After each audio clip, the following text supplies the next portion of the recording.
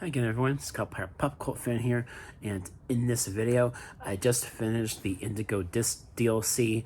I beat the main story, but even after beating the main story, there's still quite a bit that had opened up, and it's a lot. It took me quite a while to grind up to be strong enough, because some of the battles in this part of the DLC is definitely a lot more challenging compared to the base game of Scarlet and Violet. And I will say that almost, and actually every single battle in Indigo Disc, in the terrarium, every single battle is a double battle, which it, like I said, it provides a bit more of a challenge, and I liked that. I liked the bigger challenge, and how some trainers actually had pretty good double battle strategies in their teams, especially with the Elite Four characters. And in regards to Elite Four characters, I liked quite a few of them, especially the new character of Drayton, who is very clearly most likely related to Drayden from Black and White, from the Unova region. Who was the 8th gym leader in Black and White, Drayden. He very clearly, this new character of Drayton, very clearly, you can tell, like, he could very realistically be related to him. And there was also returning characters from the previous DLC, Kieran and Carmine, and that's something I really liked about this DLC compared to the DLC for Sword and Shield. I liked having these characters as supporting characters, and it was really interesting seeing Kieran's story play out throughout this part of the DLC. It was a lot more interesting and really engaging too. I liked him as a character who, without spoiling it, he goes through a bit of a rough time. That's all I'm gonna say about that. And it's really interesting what they do with his character, and also how they end it. The way the Indigo Disc ends, it's very, it is predictable, and you get to the hidden treasure of Area Zero, which I'm not gonna say what it is, but the marketing of this DLC, the legendary of Terrapagos, it's predictable because it has been teased throughout the marketing, so it's not really much of a spoiler to say that the hidden treasure of Area Zero is Terrapagos, the legendary Pokemon itself. And it's it's an interesting Pokemon, I'm not gonna lie. And it was kind of cool to go further down the Area Zero by the end, and it was really interesting seeing all these different, areas that it was interesting because you're traveling with Kieran and Carmine, and also Miss Briar, the teacher that was first introduced in Teal Mask, so she's another returning character, and it was really interesting too. I'm like I said, I'm not going to spoil anything, but I really liked how they handled that in the third act of this DLC. And going into some of the side stuff, you can do these kind of quests, which kind of reminds me of Pokemon Go more than anything else, where you do these blueberry quests, and they give you battle points or bonus points to upgrade the terrarium itself, as well as this league club room of your own that you have. You can customize that with BP points, and I like that. And also, once you finish the main story, you can use BP points to invite characters from the base game into the club room, and you can battle them, and it's really cool, like rebattling gym leaders and things like that. And also the ability to fly, which I must say, like, the ability to fly is very fascinating because there's this mini game. Like, each of the Elite Four members have trials that you have to do before you battle them, and this one trial, like I said, the flying trial, I have some things to say about that flying trial. I really liked it, but at the same time, there's like extra levels of challenge to this trial, and I struggled quite a bit on that super hard segment, the super hard one, because there's easy, normal, hard, super hard, and the first couple were pretty easy, but once I got to the super hard one, I struggled on that one a bit. But one other thing I had to say about this trial is that you're flying through rings, on Crichton or Moridon, and it's it kind of reminds me of when I used to play Harry Potter and the Chamber of Secrets on my GameCube. Oh my goodness, like, because in the trial itself, you're flying through rings that are smaller, are bigger, rings that are moving, and that was very much flying mini games in Harry Potter and the Chamber of Secrets for the GameCube, and it just brought back memories of that. So, but it was nice, I liked it. And then also another thing worth noting about this DLC is that you can catch all the starter Pokemon from past generations, but in order to do that, you have to grind doing all those quests, and it takes a while. That's what took a majority of my time playing this DLC, doing all these small blueberry quests, like traveling over 500 yards, or using the Let's Go feature to have your Pokemon battle wild Pokemon and things of that nature. It took me a while to grind up to just get like 3,000 BP points to upgrade one of the domes in the terrarium to get the starter Pokemon. It takes a while. It's what took me the longest time playing this DLC, which I had fun doing that, but it was also just a massive grind.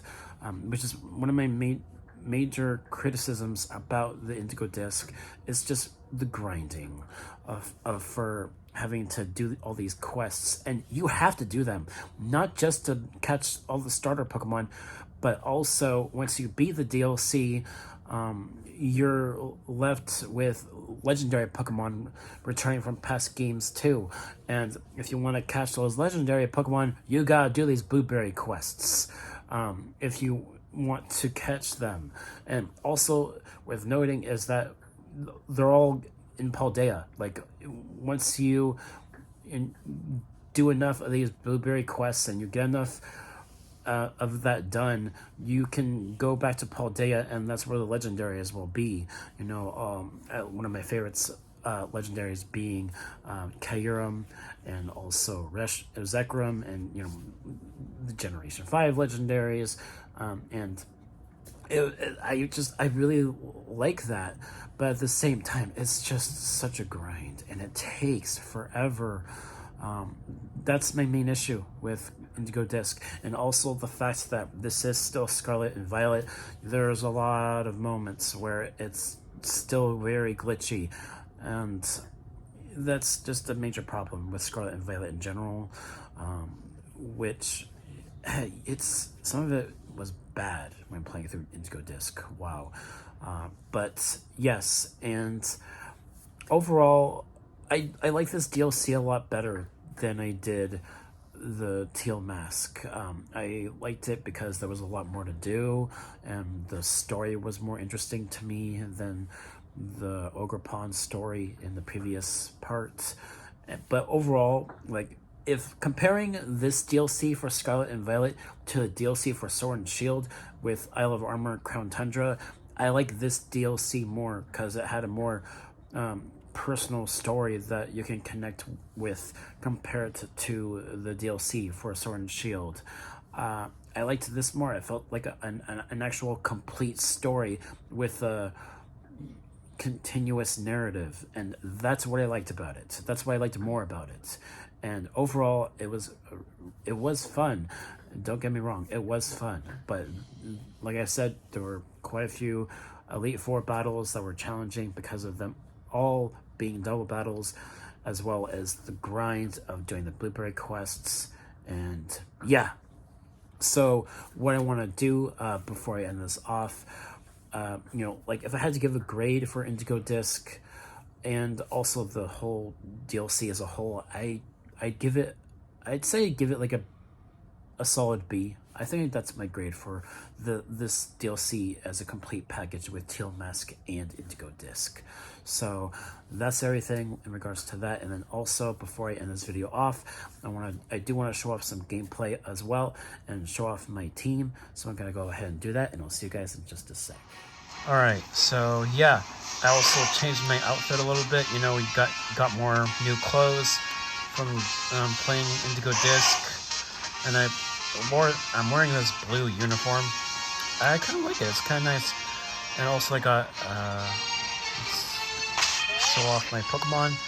So what I did was I kept one Pokemon from the base game, my Vader, my King Gambit Vader.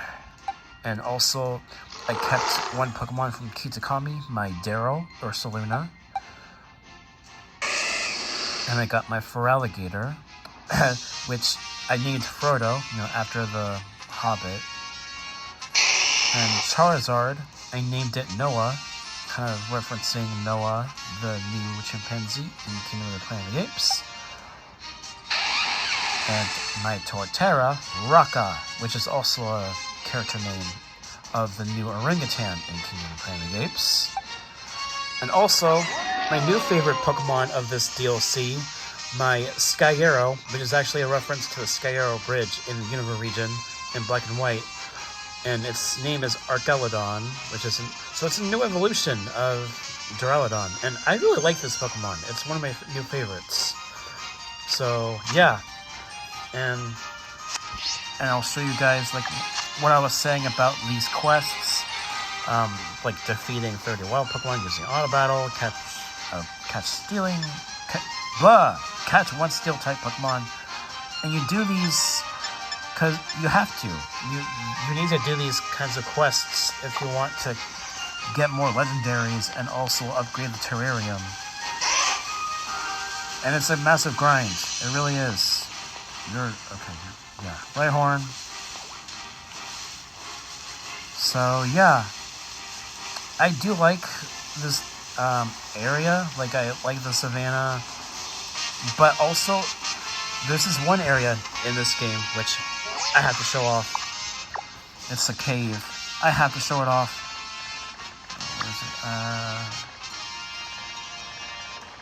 Cave is somewhere, and I know it's this big area that connects both of these regions. It's this massive cave. Charstone Cavern. I have to show it off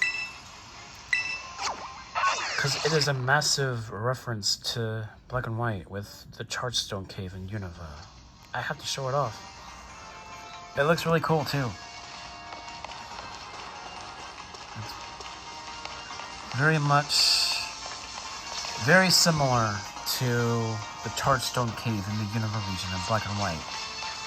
Like, I really like this. It's really cool.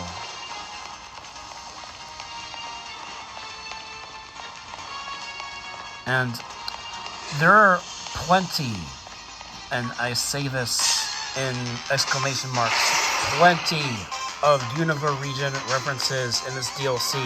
Because this is in the Unova region. Blueberry Academy is in the Unova region. I'm gonna catch this.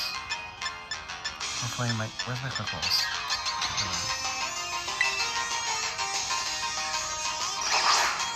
I very much believe that we might get a Unova game next after this, because there are a lot of references to Black and White. A lot. I needed that for the quest. even though I already have. Yeah, travel over 500 yards. So, yeah, that's basically everything I wanted to show you guys. And I could also try and show the flying, but it's kind of hard to do with the way I'm recording this.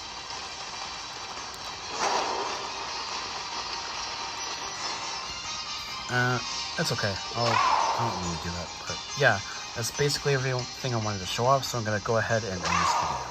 Alright, so yeah, that's pretty much everything that I wanted to cover for this DLC.